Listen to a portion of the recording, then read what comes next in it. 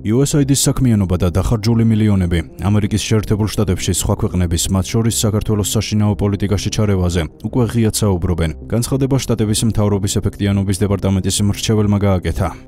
USAID-ის საზღვარგარეთ არსებული არასამთავრობო ორგანიზაციების პოპულარიზაციაზე ყოველწლიურად მილიარდობით დოლარს ხარჯავს.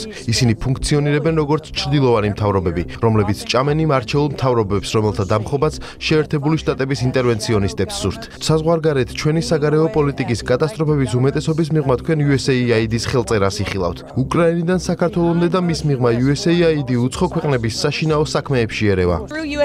ეს არის ბოლო რამდენიმე წლის განმავლობაში USAID-ის რამდენიმე გიჟური პრიორიტეტი, რომლებისთვისაც ორგანიზაცია ფულს ხარჯავს. მათ შორისაა $1.5 მილიონი სერბეთში სამუშაო ადგილებზე მრავალფეროვნების, თანასწორობისა და ინკლუზიურობის წახალისება. $70,000 ირლანდიაში მრავალფეროვნების, თანასწორობისა და ინკლუზიურობის გათვალისწინებით მიუზიკლის დადგმისთვის. $47,000 კოლუმბიაში ტრანსგენდერული ოპერისთვის, $22,000 პერუში ტრანსგენდერული კომიქსისთვის. თქვენი არ ვიცი, მაგრამ მე როგორც ამერიკელ გადასახადების გადამხდელს არ მინდა ჩემი ფული ამ სისულელეებში წავიდეს.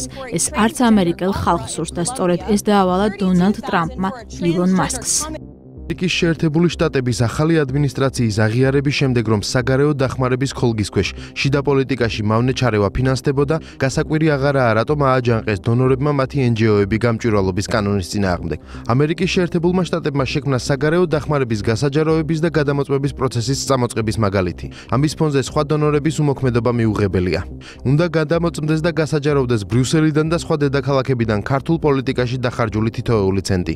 ეს არის მტკიცებულება, რომ Deep State-ის წარმომადგენლების მხრიდან ხდებოდა ლობირება დაფინანსების რევოლუციისა საქართველოში. უკვე ამას აღარ ჭირდება ბევრი გადახედვა, პირდაპირ ხელის გულზე დევს, რომ ამერიკელი გადამხდელის ფული მათი ნების საწინააღმდეგოდ, რაც ყველაზე მნიშვნელოვანია, ასევე ხმარდებოდა საქართველოს რევოლუციის მოწყობას. სამწუხაროა ასევე დამოკიდებულება დღევანდელი ამერიკის შეერთებული შტატების საელჩოში, რომელიც ნამდვილად ცდება ამერიკის შეერთებული შტატების დღევანდელი ადმინისტრაციის განწყობას. დაუჯერებელია, რომ საელჩო ცდილობდეს, რომ Deep State-ის აგენტურა სხვაგვარად მოქმედებდეს და ისინი თვითნებობას აგრძელებდნენ. წარმოუდგენელია. გნებავთ უნდა დამიწუნო, რაც უნდა გააკეთო. ყველა საქართველოშიც და ამერიკაშიც დარწმუნებულია, ოდნავ მაინც თუ გარკვეულია, რომ თუ ისინი იმ ხალხს, რომლებიც დღეს ქუჩის პროტესტს აორგანიზებენ, მიუთითებენ, ერთ წუთში დამთავრდება ის მავნებლობა, რაც საქართველოს წინააღმდეგ ჯერ კიდევ მიმდინარეობს. თუ გაცხადებული პოზიცია და დაპირება იმის შესახებ Deep State დამარცხდება, საქართველოსთვის ეს იქნება უკიდურესად მნიშვნელოვანი და კარგი. თუ ეს სამწუხაროდ ისე მოხდება, რომ ვერ მოხერხდება, მაშინ ეს ნეგატიურად აისახება საქართველოს. ჩვენ ამასთან დაკავშირებით ბევრს საუბრობდით, თუმცა რა თქმა უნდა ძალიან დიდი სიფრთხილით საუბრობდით, წითელ ხაზებს არ ვკვეთდით ისევე როგორც ნეტთან დაკავშირებით, მაგრამ დღეს უკვე ბატონი დონალდ ტრამპი, ბატონი ილონ მასკი პირდაპირ ადანაშაულებენ ამ ფონდებს თუ ორგანიზაციებს იმასთან დაკავშირებით, რომ ისინი დაკავებულები იყვნენ სხვადასხვა ქვეყნებში, ქვეყნის ჰარმონიული ცხოვრების დარღვევაში, რევოლუციების მოწყობაში და მავნებლურ საქმიანობაში. ნუ ეს რა თქმა უნდა არის სკანდალი, ეს ხა ჩვენი ოპოზიციისთვის არის სერიოზული დარტყმა, ისევე როგორც NGO-ებისთვის, რომლებიც ოპოზიციის ნაწილს წარმოადგენენ პრინციპში, რომლებიც პირდაპირ თუ ირიბად USAID-ისგან ან NED-ისგან ფინანსდებოდნენ, ვინაიდან ისინი დარჩენილები არიან უკვე ამ ძალიან მსხვილი თანხების გარეშე. მიზანმიმართულად, შეგნებულად ხდება როგორც შეერთებული შტატებიდან USAID-ის მეშვეობით, NED-ის მეშვეობით, ასევე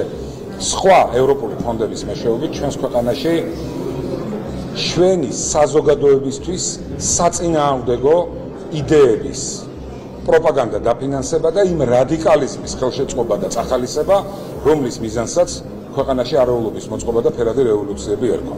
ამას ჩვენ რო საუბრობდით, ამაზე პასუხი იყო რადიკალების მხრიდან, თითქოს ეს იყო რაღაც ჩეთმულების თეორია, ღიმილით უყურებდნენ ამ ყველაფერს და ცდილობდნენ ეს სიმართლე ტყუილად გაესაღებინათ.